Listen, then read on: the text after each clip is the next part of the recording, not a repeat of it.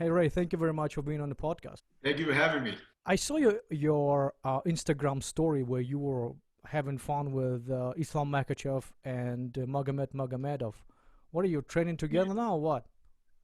No, I just I started training him this morning, actually. Magomedov, Maga, I've been training for the last 8 weeks, Really? but Islam just came in from Abu Dhabi because he was over there helping Khabib and whatnot, and so we just moved around for the first time this morning, and man, that guy's pretty good.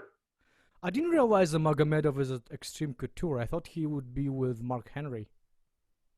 No, he's been with us for yeah. I want to say I've been training him for um, yeah 8 weeks now. I think Ramazan is also training with us.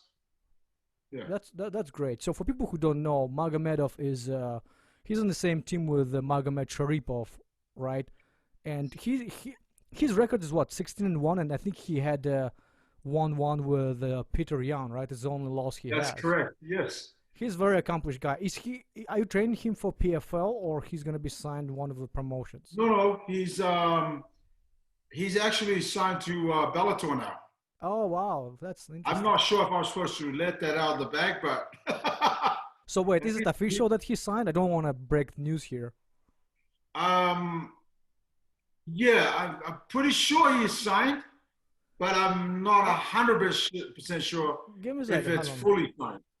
Does that Mag- make sense? yeah, Magomedov Bellator. I want to check if somebody broke.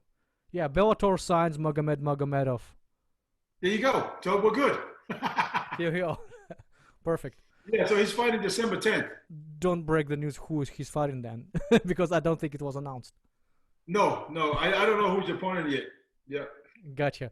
Hey, so let's talk about PFL. So this COVID kind of came out of nowhere, and right. 2020 season was canceled, right? And I think you guys Correct. just announced you'll start in 2020, 21 season, right? 21. Yes. What should we expect from that season? Well, actually, I think it's going to be the best season yet. 2021 is going to, you know, obviously 2020 has been terrible for the whole world at large. You know, it's just crazy. Like I never thought in my lifetime I would be, sitting going through this thing, this a pandemic, and but I guess maybe some of that confidence that the fact that we're all in it together. Does that make sense? And so we just got to do the best we can to get by and try and stay sane and making sure that there's still things to do every day. Any positive thing happening that during this break, or maybe negative stuff with PFL outside of cancellation of the fights? I don't think there's ever been I don't think through this pandemic it's been a positive thing for anybody really. Um, of course, there are shows happening, and the problem with ours with PFL, well, it's not a problem, but the problem with the season is that you can't start the season halfway through the year, Mm.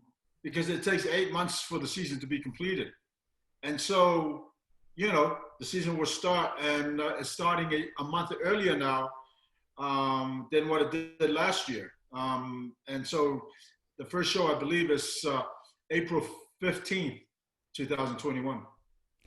And since we spoke about the season, I think this is something that really distinguishes PFL from other leagues, and something that actually makes you the fastest growing MMA promotion. Can you elaborate a little bit on the structure, how the championship works? Yeah.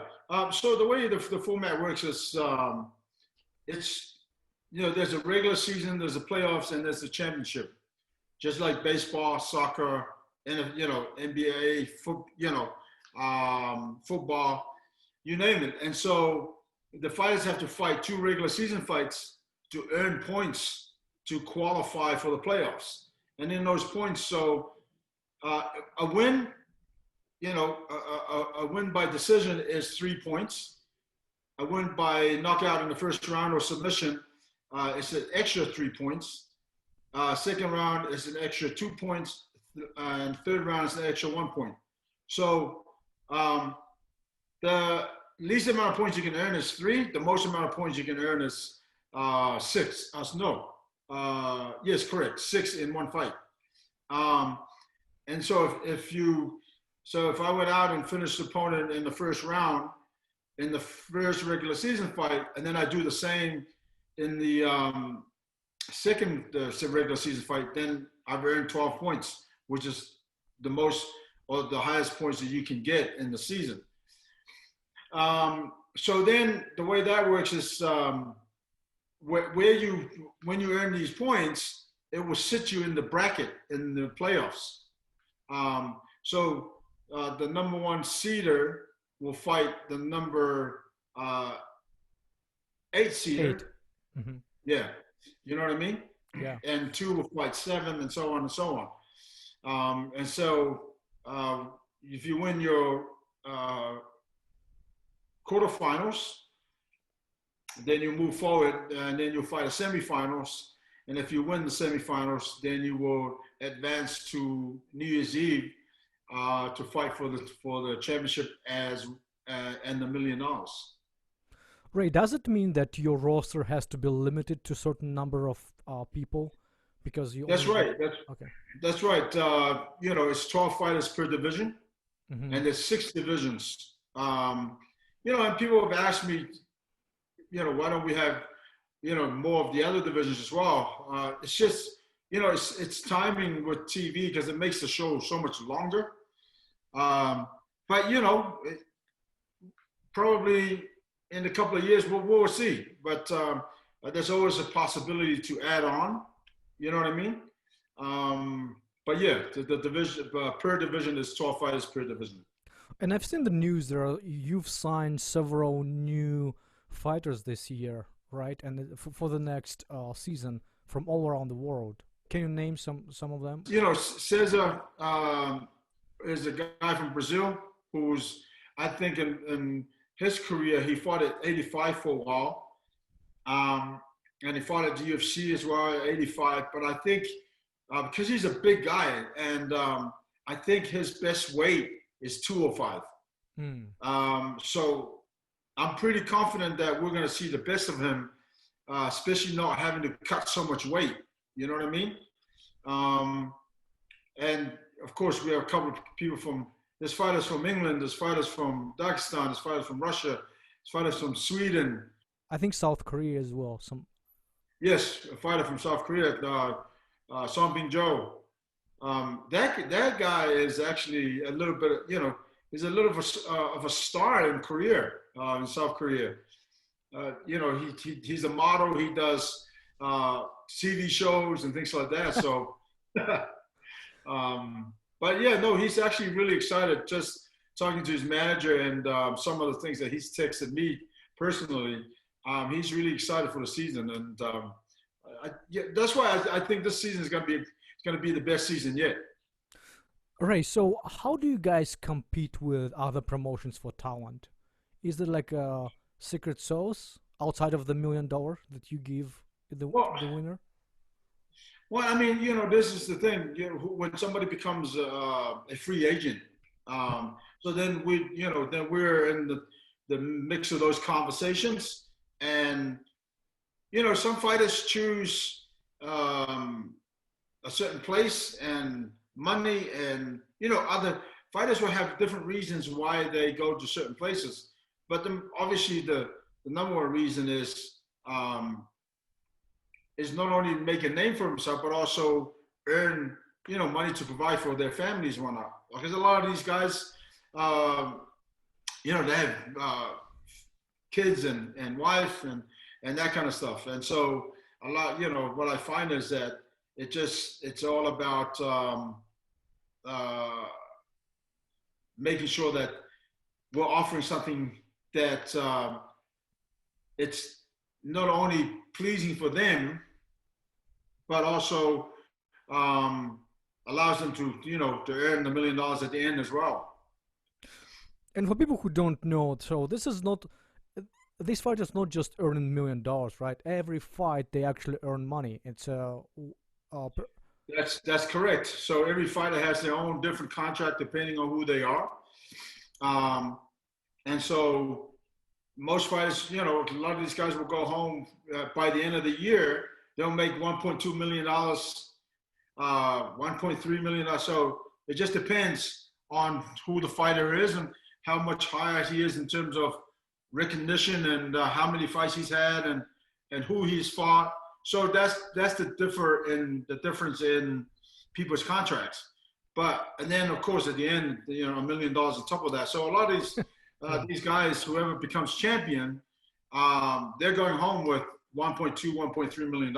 I know that UFC doesn't allow outside sponsorship for fighters. What about PFL? Can the fighters bring their own sponsors? That's correct. Fighters are allowed to have two different sponsors for the regular season, and then they can swap over. When they get to the playoffs, they can have, if they wish, another two different sponsors. Otherwise, they could stay with the same sponsors. But yeah, though the fighters also have that opportunity to make more money with sponsors. That's just fantastic. Fantastic things you guys have for them. And Ray, you're the president and one of the founders of the league. Is correct, right? That's correct. PFL was I founded WSOF back in 2012, and that's what PFL then became. WSOF is now PFL. And what do you do as a president? A mixture of things, really. We're constantly in meetings. We're scouting fighters. We're matchmaking. But yeah, no, myself. Obviously, Peter Murray is our CEO, so he's at the head, at the helm of, and then all the executives. We're I think it's every day, if not every other day, we're constantly in meetings. Even with the pandemic going on, we're doing exactly what we're doing right now is Zoom meetings and, planning and getting things all sorted for 2021 season. And of course, everything else to do with digital, social media, and so on and so on. So, there's a reason why the team is always on here working. So one thing I want to do with this interview, Ray, is besides learning about PFL and WSO World Series of Fighting, which we're going to talk about later, I wanted to learn more about you as a person because you had a fantastic fighter career yourself. I believe you are a Hall of Famer in several organizations, right? I think at least 3? Yes, that's correct. Well, I want to understand how this all came about. All right, so let's go all the way back to where you were born and grew up. Right. So I grew up in New Zealand, and again, New Zealand is such a beautiful place to grow up as a kid. It's safe, it's green, it's everything. Well, I guess growing up there, you don't know any difference. You know what I mean? Where now having kids and being here in the U.S., it's so hectic that you're constantly got to be aware of so many different craziness. And I feel like as a kid, when I was a kid, my parents didn't worry about us like that. You know what I mean?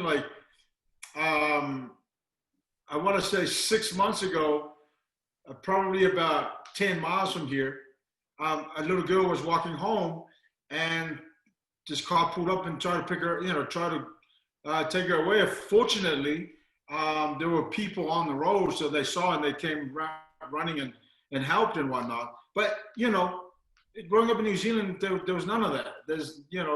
I didn't feel like we walked everywhere when we were kids in New Zealand. I don't feel that it's safe for my kids to be walking around. You know what I mean? So, that being said, listen, I love it here in the States. It's my home now.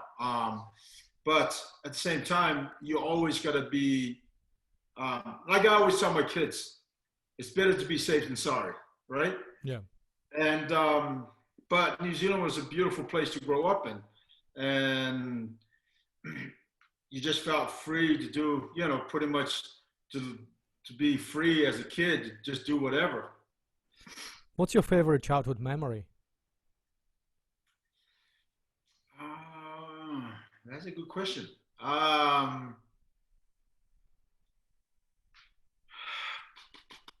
probably,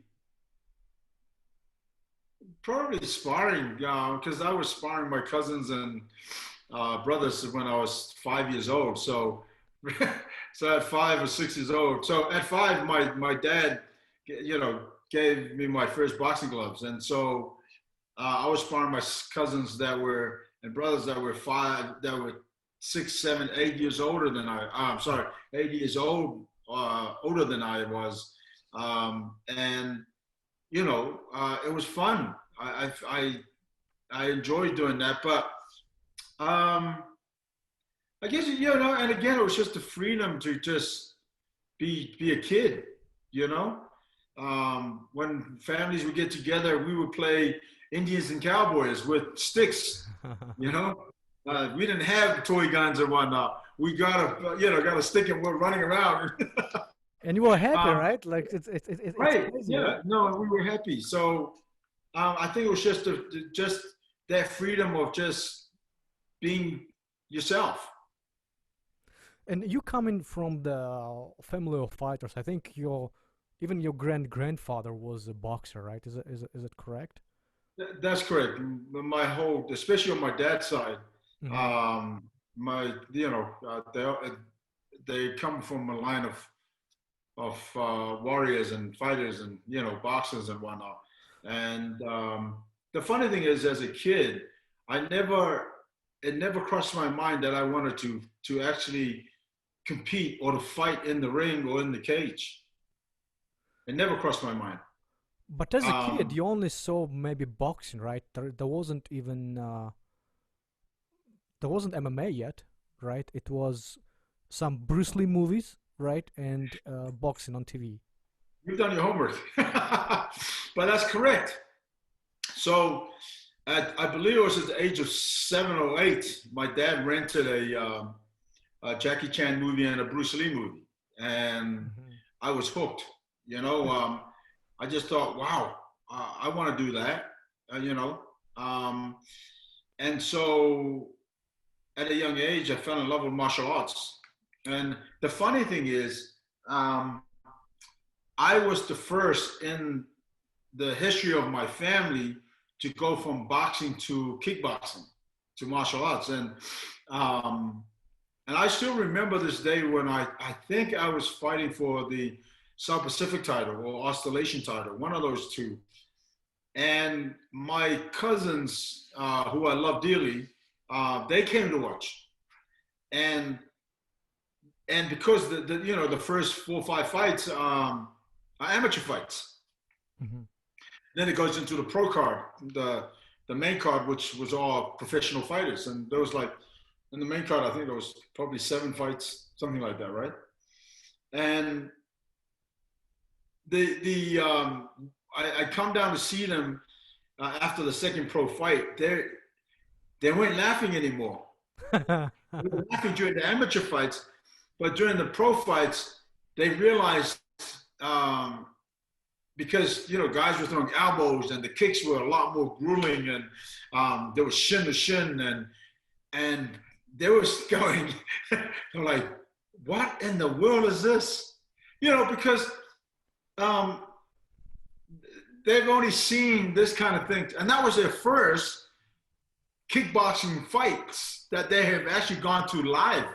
So they're used to just boxing and seeing it on TV and whatnot, and going to a boxing show, but never seen kickboxing live.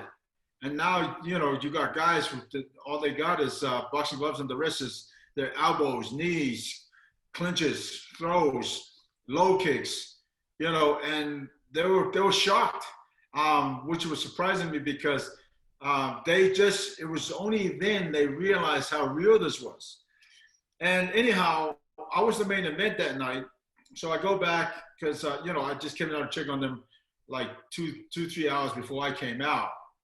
I go back and, getting ready, hang out for a couple of hours, get ready, blah, blah, blah. I come out, I do my thing, and I stop the guy. I think I knock him out in a minute and a half in the first round with low kicks. And With low kicks. Yeah. Well, I believe I hit him with a right hand left hook, buckled him, and as he was kind of falling, I chopped his legs, and he was out cold. But anyway, after the fact, we're at dinner, and it was only then they were like, Ray, what in the world was that? You know what I mean? Like, and it was really cool because it was a wake-up call for them, because they've never experienced seeing people getting kicked and taking that kind of, I don't want to say punishment, but the fact that guys could compete, at a high level, just throwing kicks and punches and knees and elbows and whatnot, you know what I mean? And then I think they appreciated how much it went into a fight like that, where it's just not 2 weapons. Now you're looking at 8 different weapons, punches, kicks, knees, elbows, and so on. So I think it was a wake-up call for some of my family members at that point. When you told your father that you are switching to kickboxing, what was his reaction?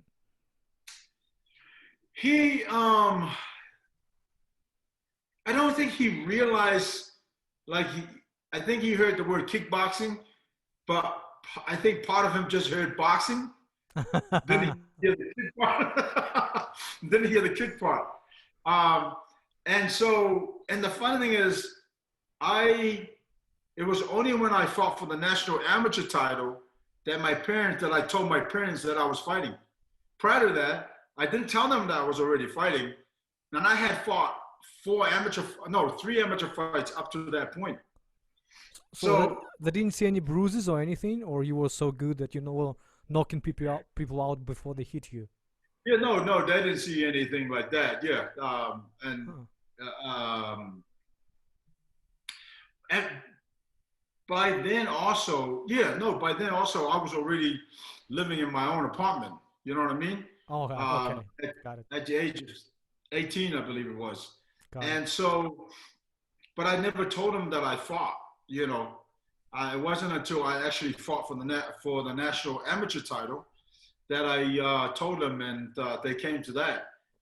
And again, that was I don't want to say it was a wake-up call, but it was a surprise for my parents because they never seen that.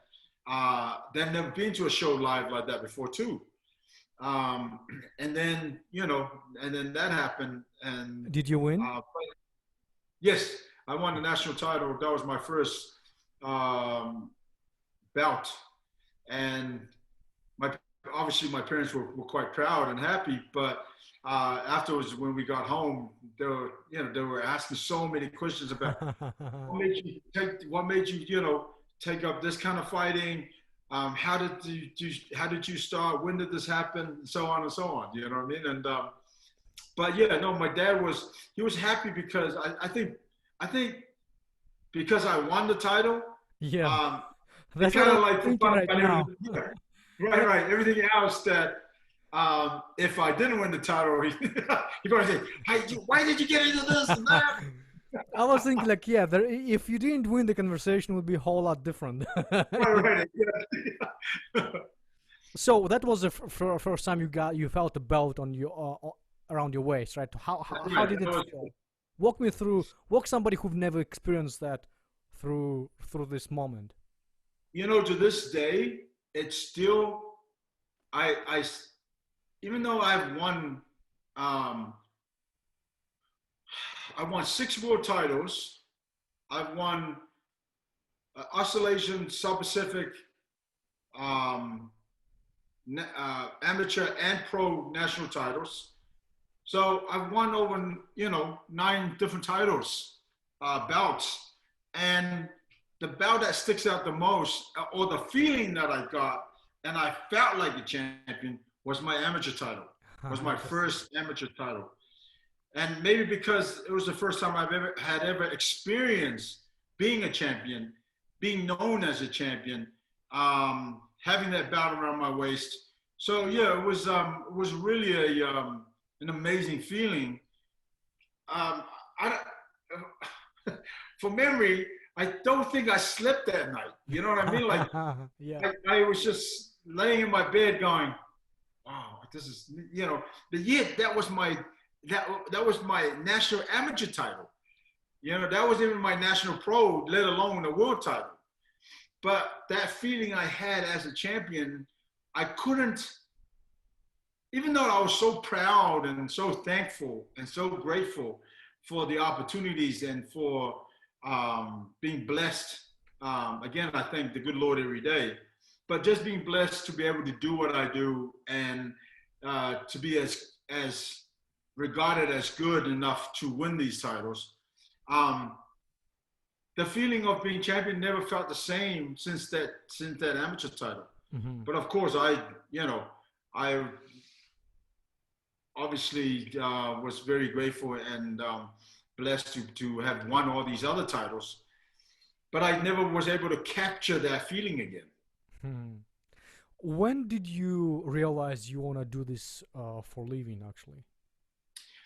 Um, it wasn't good question. It wasn't until I think after I had won. I think it was it was after I had won my third world title. Up to that Interesting. point, I wasn't really sure if fighting was something that because I never wanted to fight. I wanted to be a cop. um, and so up to that point, it wasn't until, I think either was after the third world title that I won or leading up to that fight, I realized, because talking to my coach at the time, Lolo Himuli, who's not only a friend but also a great coach.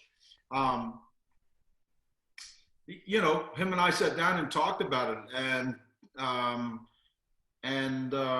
we just realized this is where my life was going to go, was to continue to challenge myself, but at the same time continue to challenge for titles, because that's the only way I was going to know how good I was or how far I could go. You know what I mean? And so it was, So it wasn't, again, like I said, it was either before the third world title or after that. But prior to that, no, I wasn't sure if that was gonna, was gonna last up to that point. When did you receive a call from K-1? Um, it was, I want to say, it was after I fought Andre Menard back in '95. And K-1, And wait, Andre Menard at the time was still contracted to K-1 at the time. and K-1 was just 2 year old back then. So how did you decide to That's right. Yeah. go and fight for the organization? And was it big deal for Well, you? yeah. So what happened was, after I had picked up titles and I had won light heavyweight, light cruiserweight title. The next title again, was coming up in weight, was the ISKA super cruiserweight title, which Andre Menard held. Hmm. And it's funny because that's how I met Scott Coker for the first time, who's now a Oh, really good yeah, friend of mine. really nice. We've been friends for over 30 years. But in regards to the fighting, uh, to K-1, it was back in '95 when we got the call, and it was after I beat Andre Menard for his world title, Hmm. because Andre was at that time contracted to K-1, but he was also the super cruiserweight world champion, and so we put up a challenge, and of course he accepted, and so that fight came about, and that fight was scheduled for 12 rounds, and I I stopped Andre in the third, I believe. Um, and that was so by the time I had fought Andre, maybe I want to say 3 to 4 months prior to this fight, I had seen footage of K-1 and how massive these audiences were, you know, and how amazing, you know, the way they brought these fighters out. It was like, you know, they were bought. It was like they were in a you know, the Coliseum in Italy, and I was completely blown away, and the reaction of the crowd, and to hear them say that, you know, that there were like 30-40,000 people in this, you know, in these arenas. I was like, wow, that's truly amazing, you know.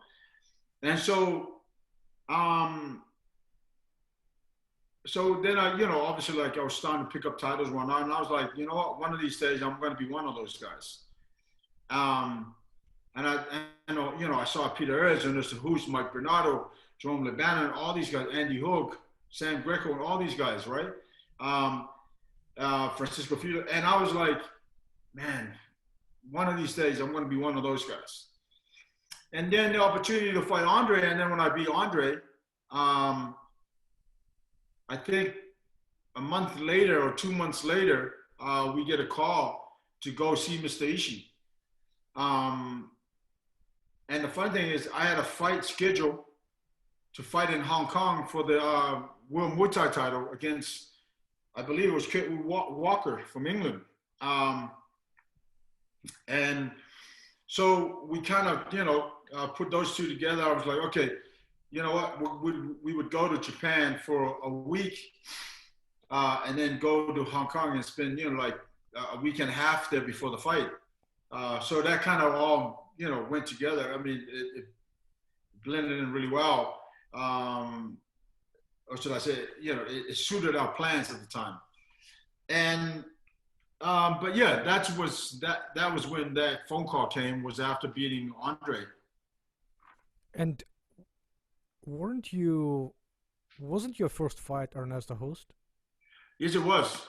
Holy shit! What a welcome.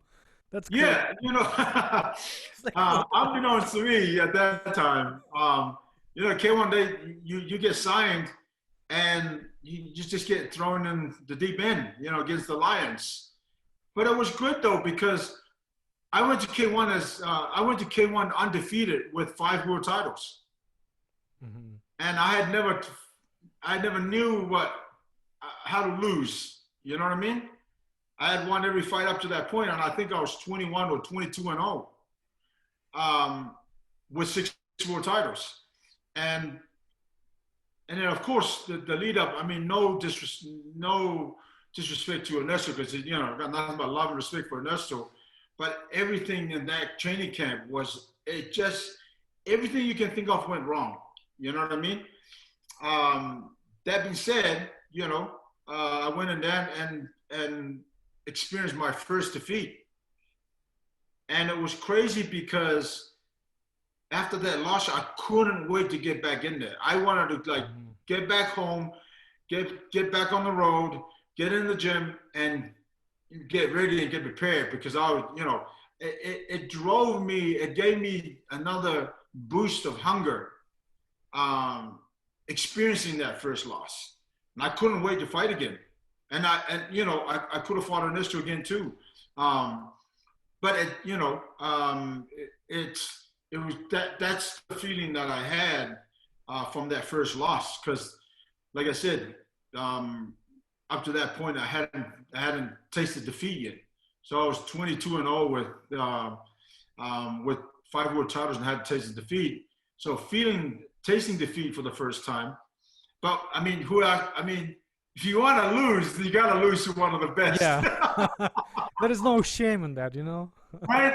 So, but like I said, it made me, it drove me even more so. It made me more determined to win again, which I did.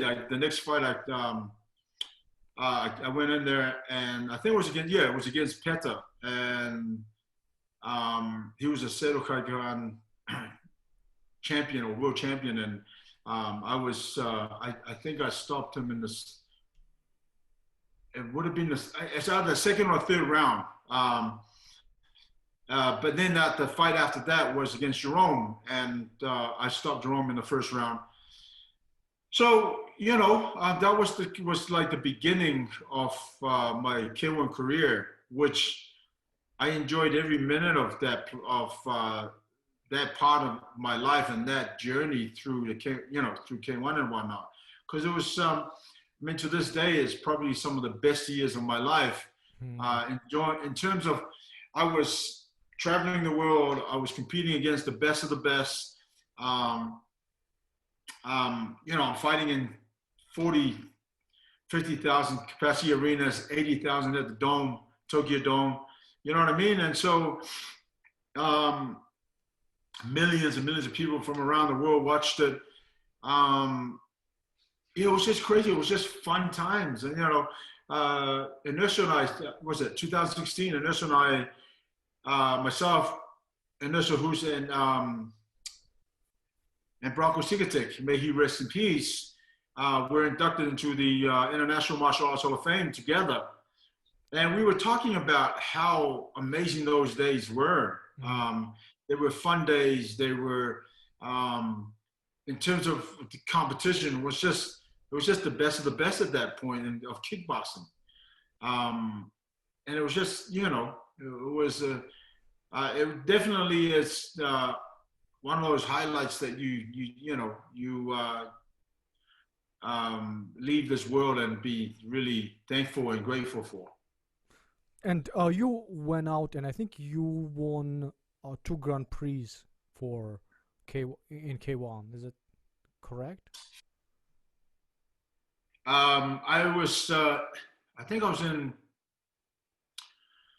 8 or 9 of those, I think, Grand Prix. Oh, really? You won 8 or 9? Oh, no. The Initial Hus and I were finalists in the 2000 Grand Prix, but I was in the tournament in itself at least 9 years back to back. That's crazy. That's crazy. And then eventually you decided to move to MMA, and I'm guessing you mentioned Scott Coker. He wasn't in charge of Strikeforce back then, right? Is it he who brought you to MMA side? No. K-1 actually got me into MMA. Really? Okay. Yeah. Tell me the story. So my first MMA fight. It was I'm trying to remember which Grand Prix it was, but so the Grand Prix was beginning of December. I think it was December 6th. The Dynamite show is New Year's Eve. So, you have like about 3 weeks before that fight. And so after the Grand Prix, I got asked, and of course, luckily I wasn't hurt. So I got asked to fight against Kim Min-soo, who was, he was an MMA fighter already, but he was a silver medalist in judo in the Olympics. And I was like, man, you're asking me to fight the fight. I haven't even trained MMA. I didn't even know how to sprawl at the time because I was never shown or taught or nothing like that, right? But so I said, give me some footage. And they gave me footage of Kim Min-soo. And what I realized is that he didn't shoot like a wrestler for takedowns. He would only take you down if you clinched. And so I'm like, okay, I'll take it. I'm not gonna clinch on the because I thought with my Muay Thai kind of grappling already, I figured that was enough to keep me out of trouble, right?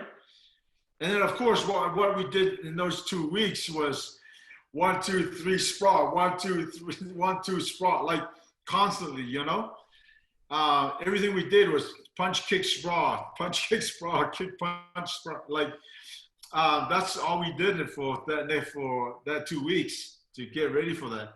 We didn't even know how to scramble to get back to your feet. You know what I mean? Didn't even know how to do that. And yeah, so then, you know, obviously when the fight happened, there were numerous times that he tried to take me down, and he couldn't. And when he finally did, there was one time where he finally did, and I don't know what I did, because I didn't know, you know, you just react to whatever natural reaction came, right? I ended up, I ended up on his side when he was trying to take me down. I ended up on the side, had control of his body, and I was throwing punches through my left, I believe. And in my head, I'm like, okay, I'm going to put the hooks in. I'm going to try and flatten them out and you know, look for a rear naked choke. Meanwhile, my corner is yelling out,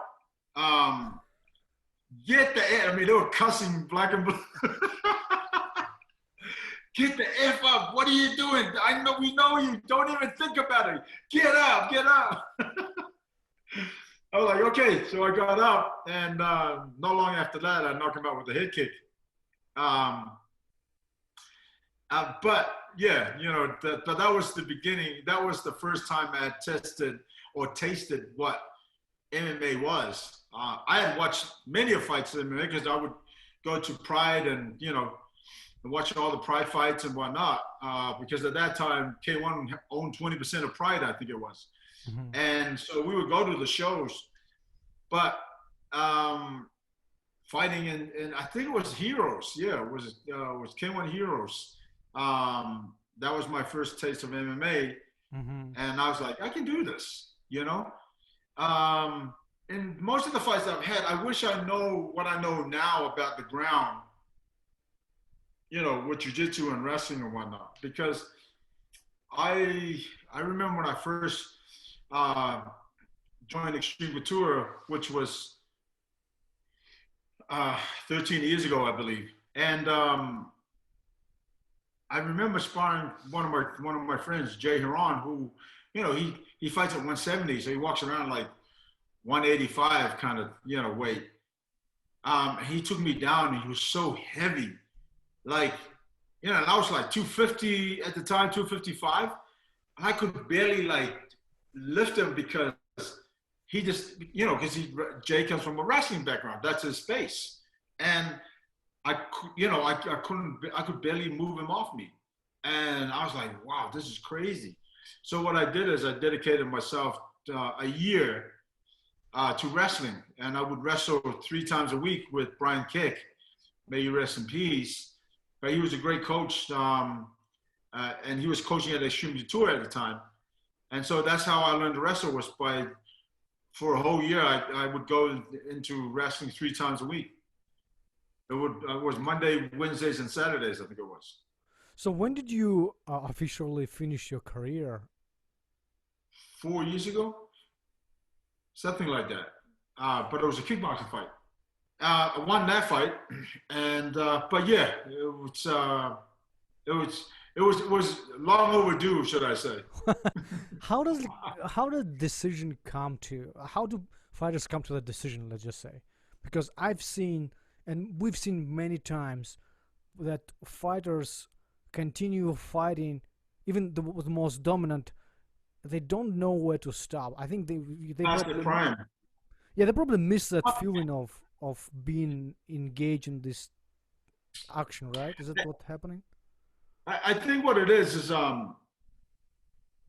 like, you know, like I'm still in the gym. I still spar 3 days a week.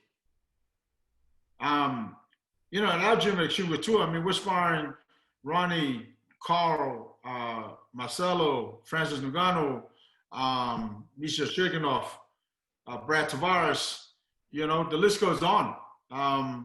And some of the welterweight guys as well. So, I mean, you know, these are real competitors and friends and teammates of mine that we still work, you know, I'm still in the gym 6 days a week.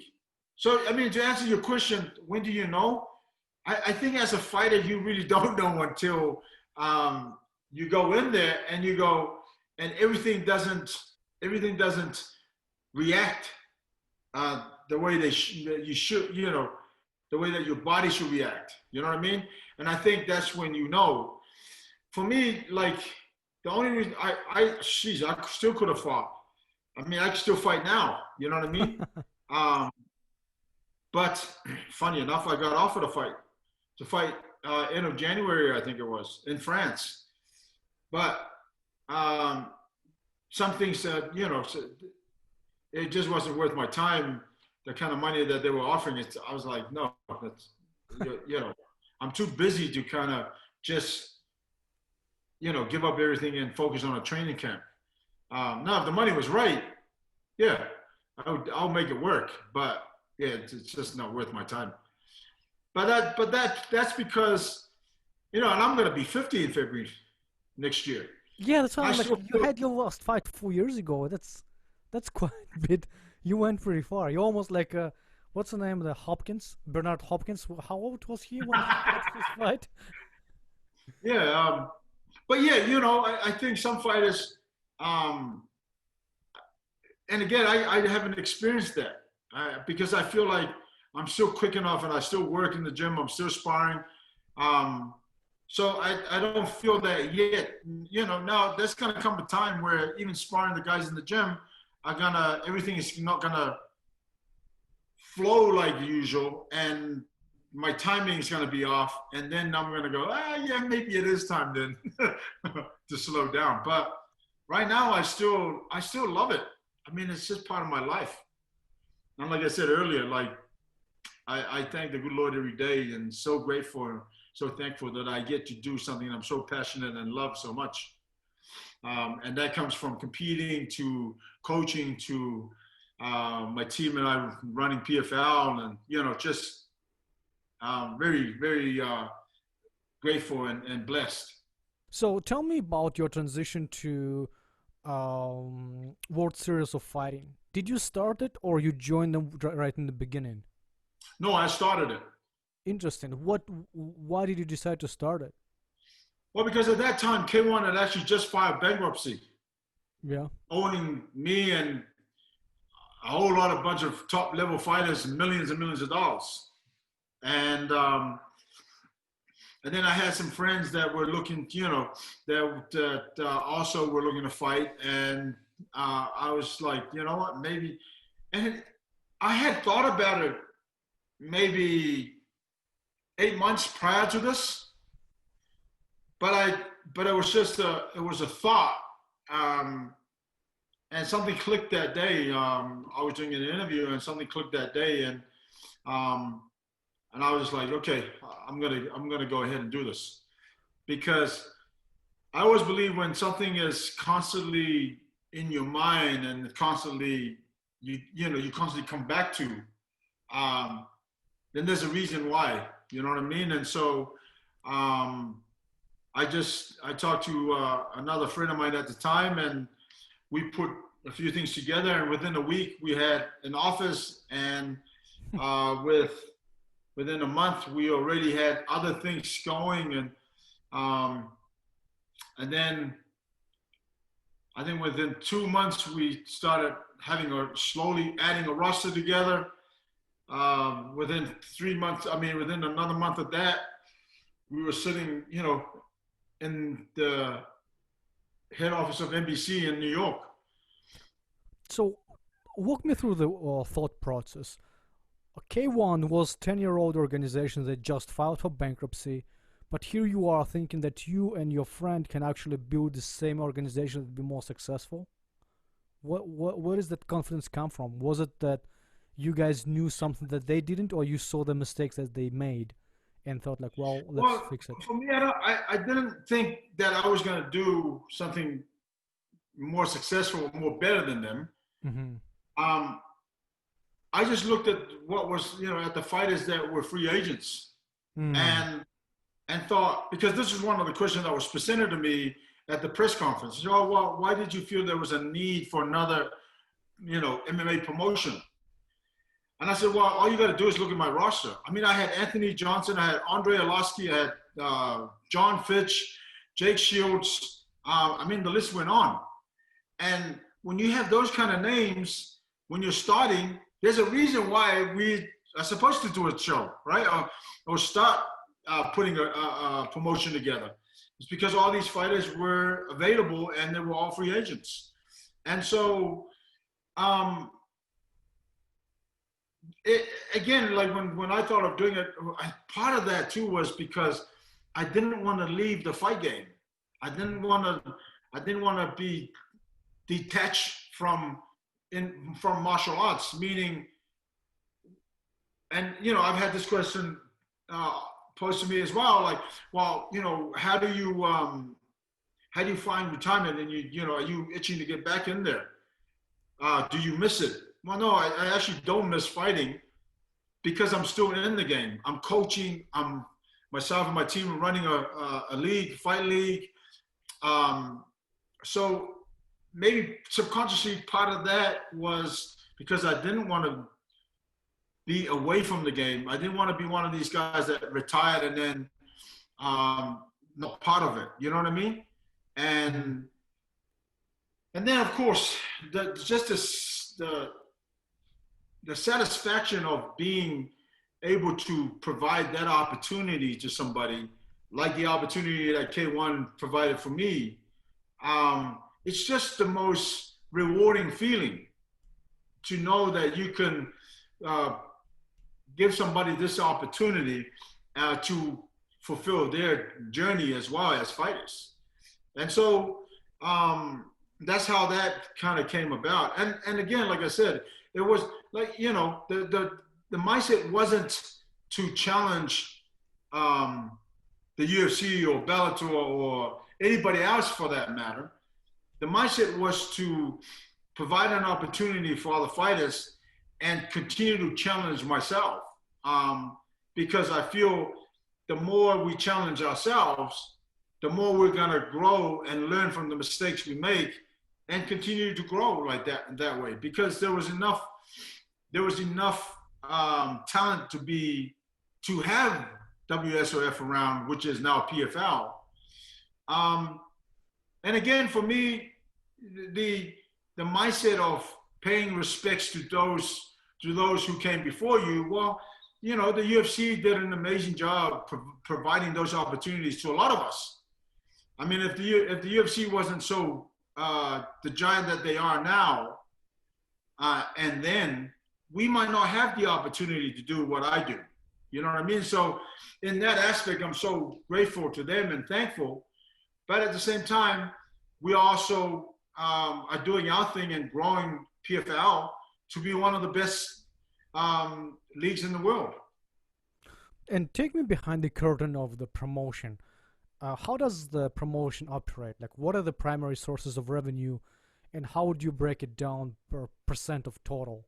Like, I'm guessing it's a gate, it's a sponsorship, is a license, but tell me more. Well, you pretty much said it. that's exactly what it is. It's sponsors, it's gate, it's obviously the revenue that or the venue that we go to. Some will pay for the show to be there, and so on, and fans who paid for like I said, the gate and whatnot, TV and deals and whatnot. So yeah, it's a mixture of so many things. What's the largest one? I would have to say it would have to be TV. Really? Okay. Yeah. And percentage-wise, is it like 60% of total, 70? What is it? It's a good question. Because again, Pete just finalized another deal with a sponsor. We were just on a conference call this morning and secured a $3 million deal with a sponsor. So, it depends on who these sponsors are. Mm-hmm. But yeah, no, it's a mixture of so many things that makes up that whole, that 100%.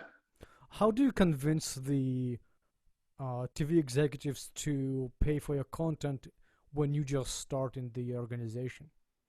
if it's not proven yet? Well, I think that at the time when we had meetings with NBC, our team, you know, we had an amazing team that was present. Myself, Henzo Gracie, um, other members that from that had been in the business. A lot of people, Ali Abdulaziz, who's one of the best managers in the business. So uh, collectively, we were a team that had so much knowledge within the game. Even though we hadn't put a show on, there was just so much wealth of knowledge to, really to put the show on. And so we walked away with that meeting with NBC like feeling really good. But then we were told that, and understandable because we hadn't done a show yet.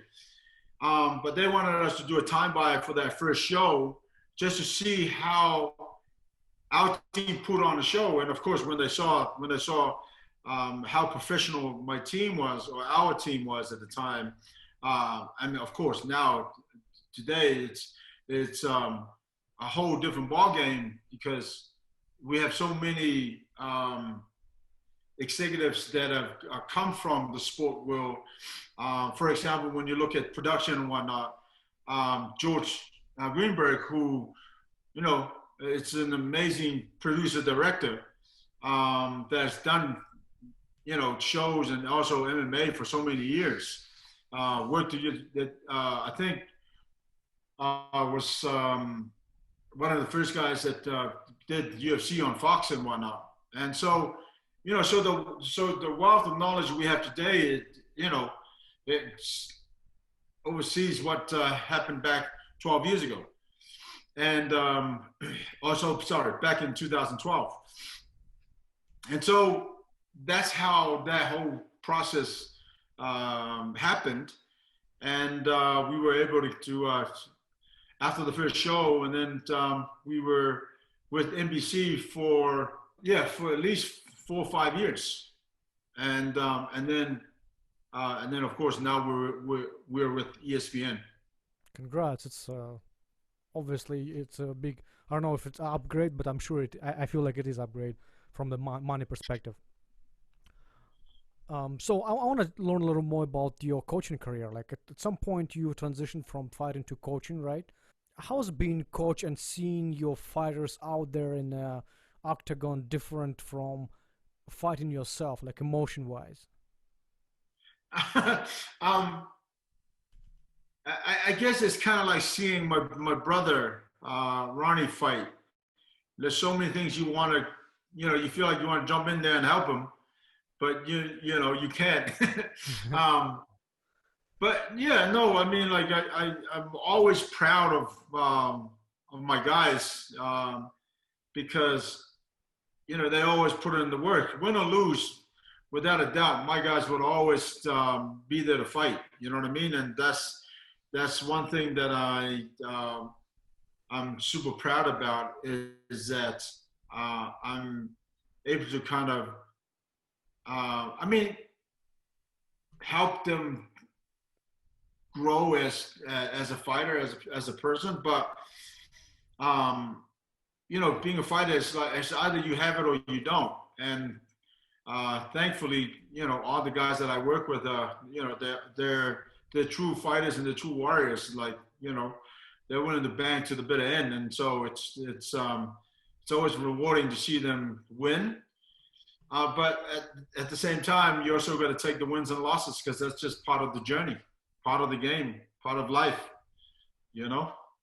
As a coach, how long does it take you to recognize that there is like a special talent in front of you?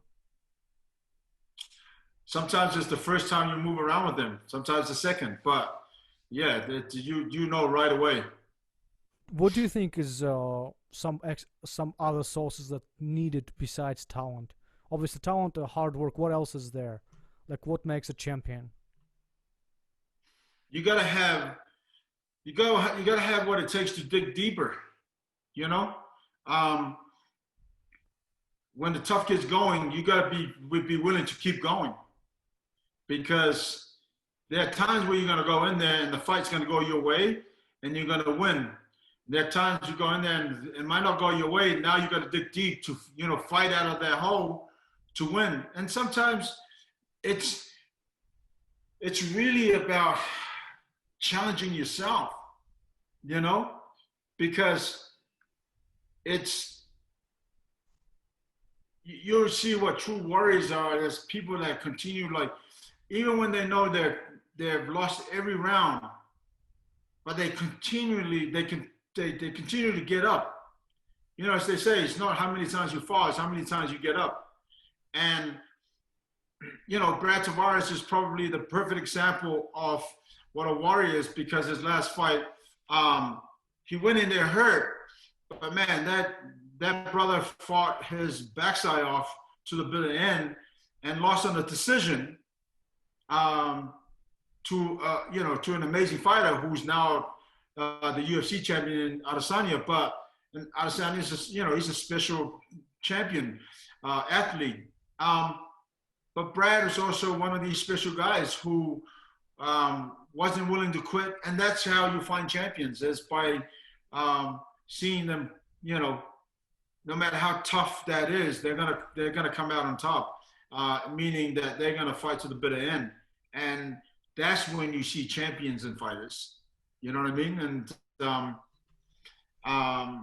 some people might not see it that way. Some people might think, well, that's a little bit, kind of. I don't want to use the word crazy, but but for me, that's how you find. That's how you tell a true warrior, is somebody that is going into this fight wholeheartedly and is willing to leave everything in there. And as I would, and seeing that, again, I use Brad Tavares because he's a perfect example of what a real warrior is, because he was the last guy that kind of fought into that kind of fight where he constantly just battled, and not once not once he thought about quitting, and not once did he quit, and he fought to the bitter end and lost a 5-round decision. And that's how you see champions, And he's also a great guy. I've seen his interview. He's very down to earth, very humble. Oh, I like him a lot. Just one of the nicest guys you'll meet too. Brad is just a good man. He's a father now, but he's just a good man. Yeah. One quick question on another fighter you have in the gym, Francis Ngannou. Right. Who is he sparring at workout sessions? Like, I would never spar that guy. Me. Oh shit! Ronnie. Okay. All right, that's crazy. Like, he spars the whole team. There's me, there's Ronnie, there's Marcelo, there's Misha, there's Carl. All the heavyweights in the gym. My goodness, that's scary. Ramazan, because he sparred Ramazan as well the other day. He spars Brad Tavares. But that's how it is. Hey, I have a quick blitz for you, Ray. So I'm gonna give you a quick question and give me a quick answer. How about that? Sure. Good. Okay, what's your favorite movie? I would have to be Star Wars. What's your favorite song? I love a mixture of Lionel Richie and opera. Oh wow, look at you. What's your favorite sport outside of MMA?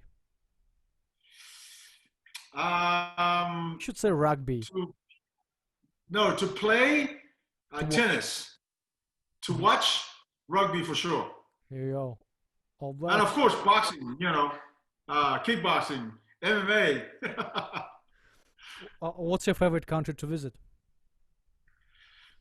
I love all the countries that I've been to, and I want to travel the world, because I find that I learned so much as a person traveling the world. I was amazed at how much I learned academically as well as in person. You know what I mean? And so, yeah, definitely, it's. I don't want to name one country, because every country I've gone to has been a learning lesson, but also a blessing. What's your what's the first item on your bucket list? Travel the world. There you go. And the last question, Ray. What career advice would you give to MMA fighters or young fighters who want to have MMA as a career? Believe in yourself. Dream big. Dream big. Um, and then you got to do the work.